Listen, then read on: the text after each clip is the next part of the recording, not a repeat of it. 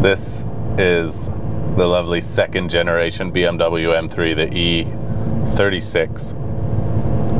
And okay, now it feels like a classic. Now these cars feel old.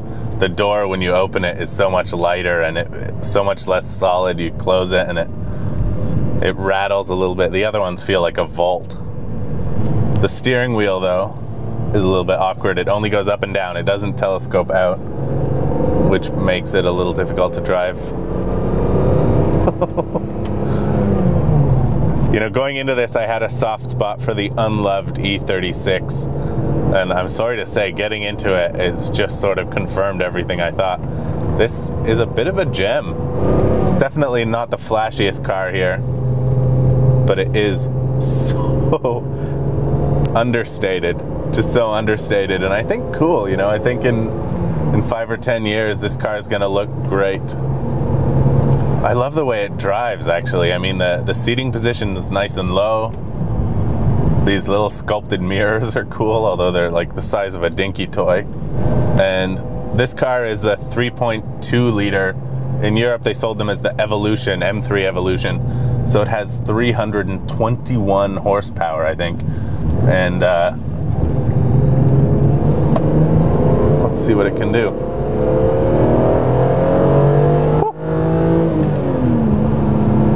It's got a lot of grunt. 321 horsepower, and it was lighter than the car that came after it. So the power to weight ratio difference between the E36 M3 Evolution and the E46 M3, the one that came after this, is actually really small. This car just feels much older. The throttle pedal, you can sort of feel the graininess of it. It really doesn't give you the same shove that the E46 has.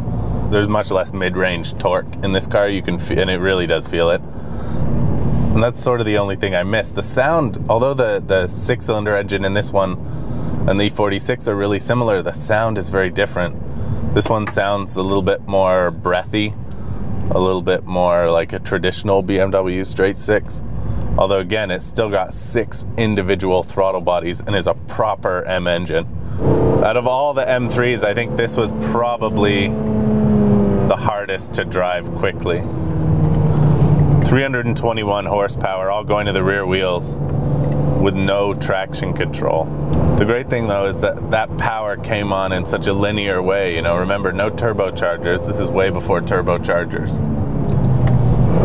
The steering is really light, and it's a little bit vague at first. I mean, I'm not driving these things hard enough to get a feel, really. And this racetrack is so smooth. So you can really tell the grip level through the weight of the steering. It was definitely a turning point for the M3, you know, when it went from the sort of race homologated first generation to more of a bit more of a road car, touring car, grand tourer. Bigger, comfier, heavier. I don't really want to get out of this car, actually. I kind of want to take it home.